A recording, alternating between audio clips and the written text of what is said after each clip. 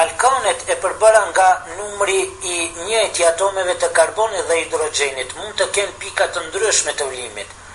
Këto ndryshime shprehen posaçërisht në rastin e pentanit dhe izomerit të tij dimetilpropan. Ky ndryshim vjen nga forma e molekulave të dy izomerëve. Molekula e pentanit mund të zbërthehet në forma cilindrike të gjata. Molekulat e tilla mund të renditen paralel me njëra tjetrën dhe së bashku me njëra tjetrën. Në të kundërtën, molekulat e 2,2-dimetilpropanit kanë formë sferike dhe nuk mund të renditen shumë afër njëra tjetrës.